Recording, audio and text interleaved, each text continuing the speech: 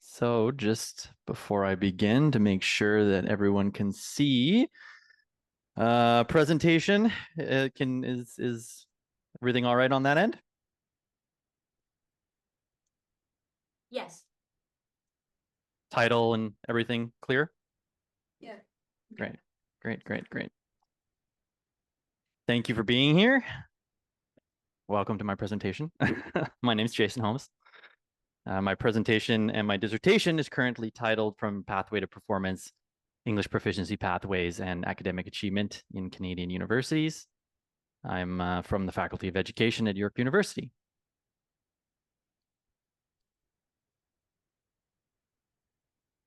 As I'm sure many of those in this room are aware of, international students are incredibly important to Canadian higher education and Canadian society in general.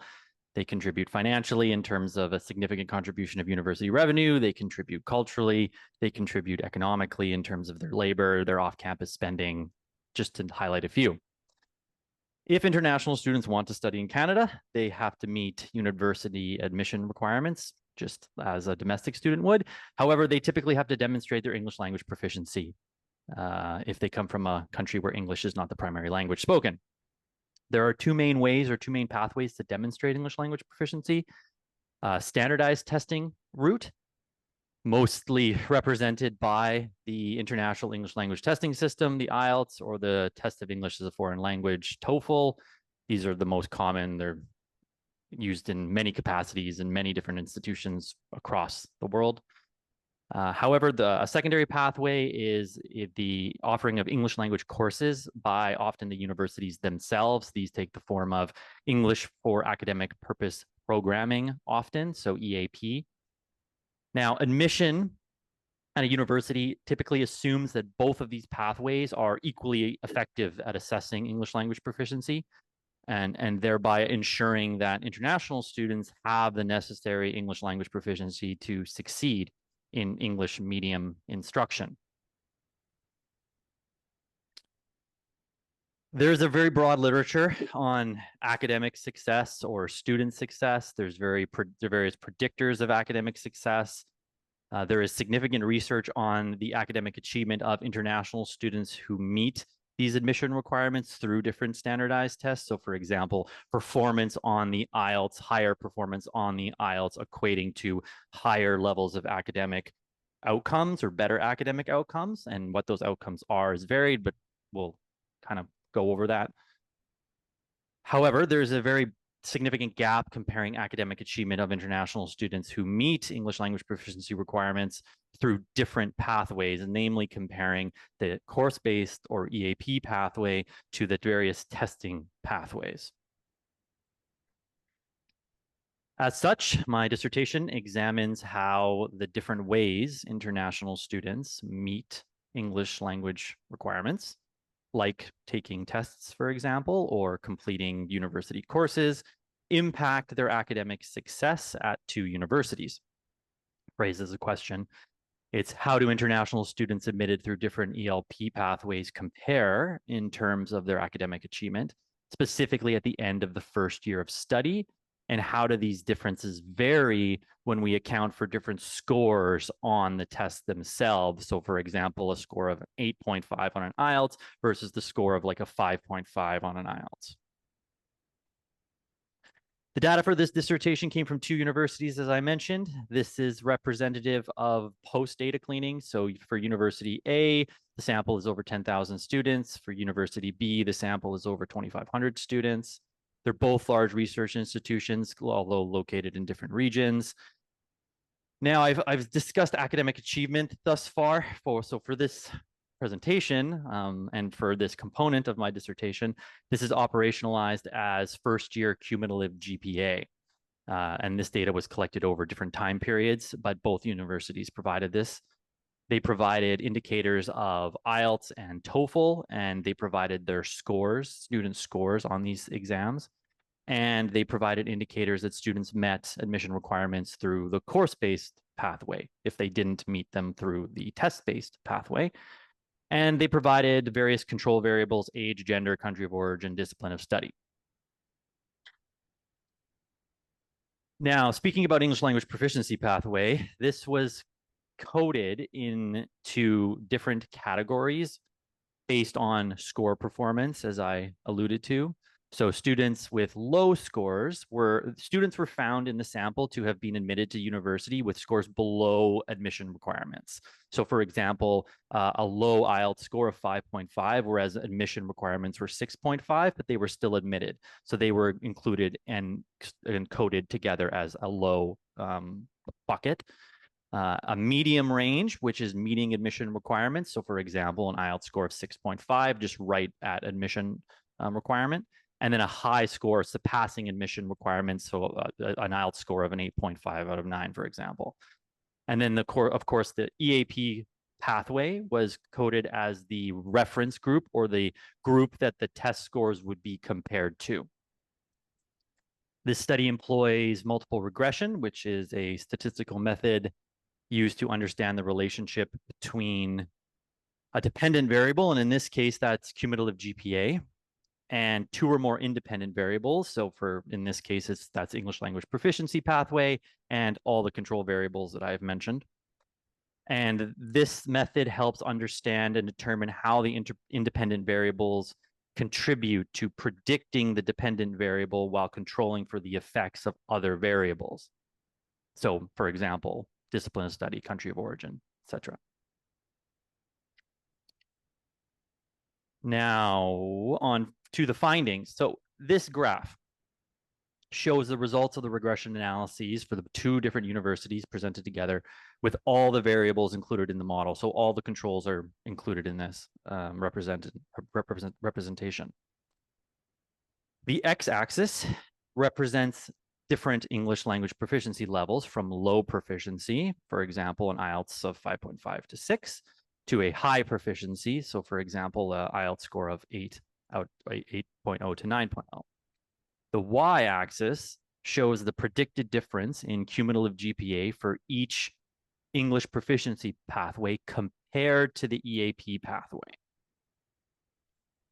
Put in a different way, this graph shows the predicted difference in first-year cumulative GPA between each test score range in comparison to EAP at University A, represented by this blue line, and University B, represented by this green line, where the X's, or the red X's, are statistically significant differences.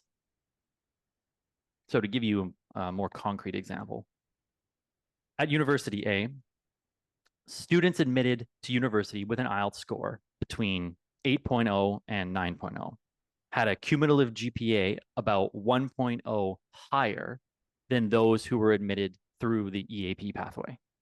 And this difference is statistically significant. At University A, most testing score ranges, so here, here, here, here, and here, resulted in cumulative statistical significance, and resulted in cumulative GPA higher than those who were admitted through EAP pathway, especially at the high level, as I've highlighted. Only one pathway, the mid-ranged TOEFL, resulted in a lower GPA compared to the EAP group. This is statistically significant, but the difference here is very minor. It's only about a 0.3 GPA difference, cumulative GPA difference. At University B, this trend is a lot more stable, so we don't see this big spike, with some pathways performing slightly higher than the EAP pathway here and here, but it's less pronounced. You don't have this, this gap is quite significant. Both universities, however, demonstrate that students admitted with higher English language proficiency pathways tend to perform better academically compared to those submitted who were admitted through EAP. So this cluster here, higher scores at both universities. But there is significant variation and more pronounced differences at University A than B. So there's this gap here, a little bit of a pronounced difference between these two institutions. So the health of the model, or what the interpretation of the model, the R-squared values. R-squared values are simply how well a regression model explains variation in the data. In simpler terms, it just tells us a percentage of the change in academic achievement, how much the change in academic achievement can be predicted by the English language proficiency pathway and the other factors. So typically, a higher R-squared value means the model is doing a better job of explaining the variation in academic achievement. At University A, the R-squared value was 7.4. At University B, the R-squared value was 2.9. These are low. So the findings suggest that other factors not included in this dissertation, not gender, not age, not country of origin, not discipline of study, not pathway, are better predictors of cumulative GPA. While some English language proficiency pathways did show statistical significant outcomes compared to EAP, overall, English language proficiency pathway does not strongly predict academic achievement on its own while controlling for the various factors that I attempted to control for. Implications of these findings are a challenge to the assumption that all English language proficiency measures are equivalent. Universities may reconsider this assumption of equivalency between standardized tests themselves, equivalency between the IELTS and the TOEFL, and equivalency between the standardized testing pathway and the course-based pathway. Given the findings also suggest, because of the difference between the two lines, that EAP programs themselves might vary in quality or rigor. Specifically, like University B had less difference, and University A had much more difference. So something's going on perhaps in the EAP program at University A. So if this might affect academic outcomes of students in those EAP programs. This might, enhancing the content effectiveness of EAP programs might be necessary, for example. There are also differences between these two institutions that I couldn't cover in this presentation. Demographics of students, the disciplines represented in the sample. This might explain some of the results. For future research, a longitudinal study, this study used first-year cumulative GPA, looking over time, graduation rates, for example, time to degree completion, would further assess the impact of this pathway on student outcomes over a longer period of time and use a different dependent variable than GPA. I would like to do a qualitative analysis, actually looking at the perspectives of students that go through these different pathways. And I also would like to talk to professors themselves to hear their perspectives of how students are prepared or not prepared for instruction in English, depending on the pathway that they go through. And of course, I attempted to do I did do a cross-institutional study, but more institutions, different contexts, different regions, different types of institutions, perhaps, would be interesting. Some key takeaways.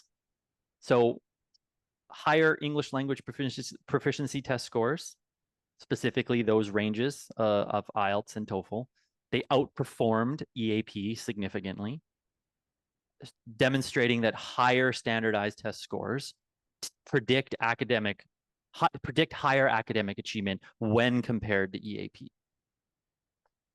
At the mid-range, so students who met admission requirements but close to the requirement, they typically showed better performance than EAP, but it's less drastic. The difference is less drastic. The effect on GPA is less drastic. Still statistically significant generally, but it's less severe. And of course, further research on the long-term academic success and graduation rates of students who go through these different routes, and then comparing them would be quite valuable, and there is quite a significant gap in that comparison component. Thank you very much. If you have any questions, I'd be happy to answer them.